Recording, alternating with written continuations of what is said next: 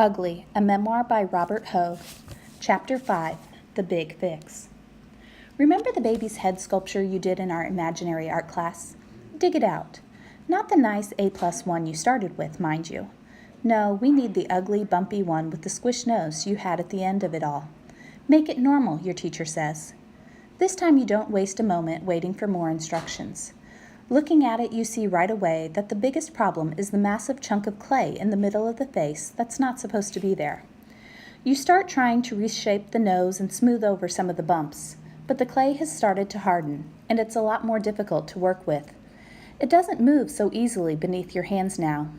Pretty quickly, you figure out that working only on the outside isn't going to be enough. You might be able to smooth the skin a bit, but there's still a big mess in the middle of the face, and the eyes are nowhere near where they should be. If just working on the outside won't fix it, you think, maybe you can work from the inside out instead. You gouge away the big chunk that's not supposed to be there, and then dig some clay out of the very middle of the face. As you push the sides back together, the eyes move closer to where they should be.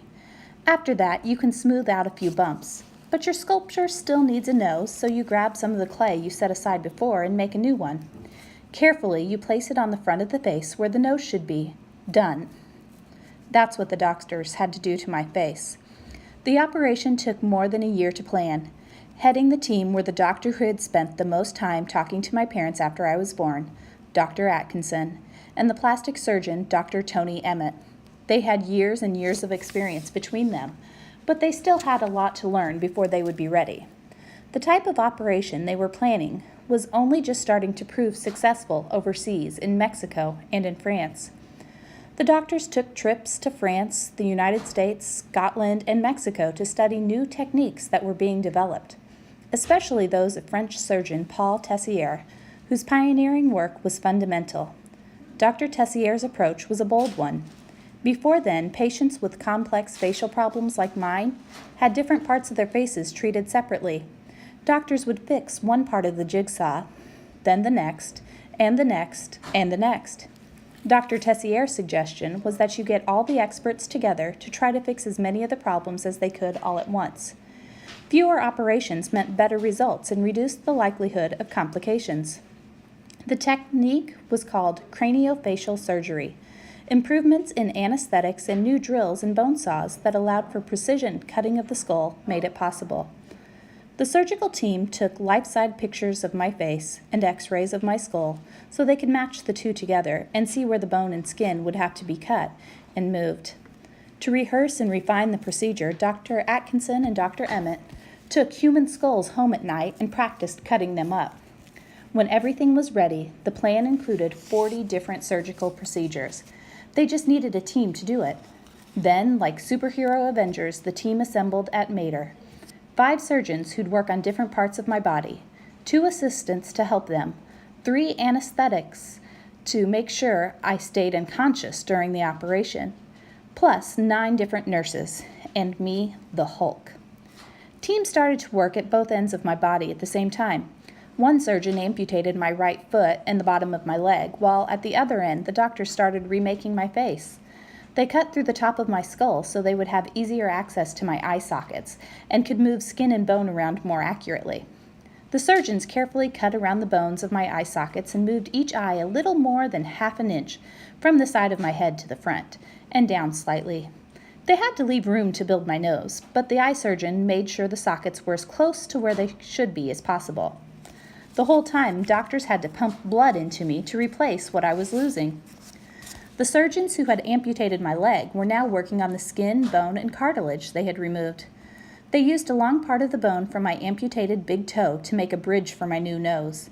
Then they took cartilage from the amputated foot and sculpted it around the bone to make me a nose. Leftover bone was used to fill in the large gaps where my eye sockets had originally been. It sounds simple, but the whole procedure took double the time expected, clocking in at more than 12 hours. I started the day as a boy with a right leg and deformed foot, no nose, and eyes at the sides of my head. I finished it with eyes at the front of my head, no right leg, no foot, and a new nose. I'd had my leg cut off and my head cut open and put back together again. I'd been under anesthetic for a dangerously long time. My blood had been replaced 3 times over. Despite all this, I survived. I was Robert Hogue, born a second time. Chapter 6, A Different Little Boy. I emerged from the operation a very different little boy. In Mater's intensive care unit, I was hooked up to the life support to make sure my heart kept beating and my lungs kept breathing. I progressed well for the first few days until my kidneys started malfunctioning. The kidneys are the umpires of the body. They regulate lots of its functions, filtering blood, producing hormones, helping to control blood pressure, and removing waste from the body. My kidneys were blowing the whistle on my body.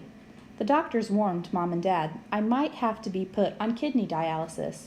My parents waited nervously as the doctors tried every trick they knew. Perhaps my kidneys were listening in, though, because just in time they started working properly again. "When will Robert be out of danger?" Mom asked a few days after the surgery. "Each day, one more danger is eliminated," Dr. Atkinson said. There were plenty more days left. Although I was still groggy when I came out of the operating room, I had managed to squeeze Mom's finger to tell her I was okay. But I had been kept under heavy sedation for the first few days and hadn't managed to speak to my parents. On arriving for a visit one day, Mom was told I had spoken my first words since the procedure. Deep down, Mom was probably hoping for something profound or sweet. Maybe, "I'm alive," or "Where's Mommy?" "What did he say?" Mom asked the nurse. "I want to do a poo," she replied. It wasn't very exciting, but it was what I always said when I wanted to use the toilet. It was a sign I probably hadn't suffered brain damage during the half day on the operating table. When the doctors took my bandages off, they discovered I'd been replaced by a small, ugly alien. All my messy, sandy brown hair was gone, and in its place was a reddened and raw skin. I had long lines of ragged stitches holding the skin together across the top of my head and down the middle of my face, right over the center of my new nose. I had 2 huge swollen black eyes, plastic tubes hung out of each nostril, draining phlegm and mucus. Despite all the mess, the doctors looked at me and smiled. They had done what they'd set out to do. My face wasn't perfect, but the building blocks were better. Techniques the doctors had pioneered on me would later be used to help hundreds of other patients around Australia and the world. Nothing comes without a cost, though. My left eye was slightly damaged when it was moved, leaving the vision permanently blurred. Doctors tried to correct it with glasses, but had no luck. Still, it was a small price to pay for better depth perception. The doctors told Mom and Dad they wanted to operate again in the future, but the hard work had been done. Future operations would do even more to improve my looks, fix up the bumps and scars they had been unable to remedy this time. I left the hospital 3 weeks after the operation.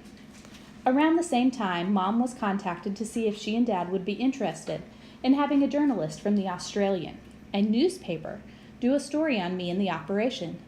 They spent some time thinking it over. Mom and Dad weren't sure at first, but 2 things swayed them in the end.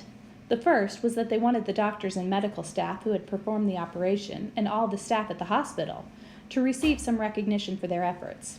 The second and more important reason from their perspective was that they thought my story might help someone else. Maybe there were parents like them who had a child like me who needed a gentle tap on the shoulder and someone to tell them there was hope. After meeting my parents and me and talking to the doctors responsible, journalist Hugh Lunn wrote a feature that was published in the newspaper in May 1977. The story talked about my birth and my parents' roller coaster of emotions, but focused mainly on the planning of the operation and the procedure itself. All the details of the surgery were spelled out, including the doctor's wonderful ingenuity in making me a new nose out of my toe. When I had been home from the hospital for 6 weeks, I developed what at first seemed like a slight infection. I was readmitted to Mater for observation. The infection proved to be decidedly stubborn. The doctors became increasingly worried, and I ended up spending 5 long months in the hospital while they tried to beat it. As a child, it seemed like an eternity, but at least I was familiar environment. Every time I went to the hospital, I'd stay in the same ward, often in the same bed, and while some of the doctors and nurses and ward staff caring for me came and went, most of the faces remained the same. Mom would visit every day during the week. She'd arrive and give me a hug, the necklace she wore often, A large coin with Queen Victoria set in silver on one side would brush across my forehead as she bent down. She would sit with me and we'd play and read together. Then she would wander the ward talking to nurses and other regular patients. Dad would visit on Sunday while Mom stayed home and made cupcakes, usually with help from Paula and Catherine. On Sunday, the whole family came to visit. Mom would distribute the cakes she'd made the day before to the other sick children, some for the boys' ward and some for the girls. With my right leg amputated, I had to learn how to get around with no legs. It wasn't hard. Getting around without artificial legs was a joyous freedom. I no longer had a leg that got in the way. I could crawl or raise myself up on both arms and swing my body forward underneath me. I could leap onto couches, off beds, downstairs. I was fast in a way I never had been before. Then I had an artificial leg made and fitted for my right stump. It was a lot easier to keep on than my left. It hugged tightly to my stump and was held on with a strap above my knee. Once it was all ready, I had to learn how to walk on 2 artificial legs. Imagine putting on shoes that have big heels on them. Then imagine getting 6 cans of soda and stacking them in 2 towers close to each other. Now imagine trying to stand on top of those 2 towers of soda cans and balance in your big shoes. That's what it felt like the first time I stood up with 2 artificial legs on. It was hard to balance, and I had to hang on to a railing for support. As soon as I let go, I'd feel my hips start to wobble, and then I'd fall over like a stack of books piled too high. It was even worse when I tried to walk. I'd put one foot down and start walking, then I'd sway to one side. Immediately, I'd try to fix it by shifting my weight to the other side, but often I'd gone too far and overbalanced. Pretty quickly, I became an expert at falling down, shoving my hands in front of me so I didn't smash my already ugly face into the ground. Each time I'd manage a few more steps before falling over, and eventually I got the hang of it. It was perfect timing because I'd be off to school in a few short months. Mom had no intention of sending me to a school for the disabled, even though she was constantly asked if that's where I was headed. She was determined that I would attend Guardian Angel School at Wynnum, just like my siblings. First, the school had to be convinced, though. Sister Pauline, the head nun, insisted on coming to our home to assess whether I was suitable for the school. She wanted to understand exactly how challenging a student I might be. So Mom organized a visit. Catherine thought it was very impressive that her school principal was coming to our house. "Is she going to want to talk to me?" she asked Mom. Mom paused. "Probably not," she said. "But she may want to have a look at your bedroom, so you'd better go and clean it up." The visit was a success, and I was outfitted with a new school uniform, gray shorts and a blue shirt. It was time to see if my shiny new pair of artificial legs and my not-so-shiny face would be up to the challenge.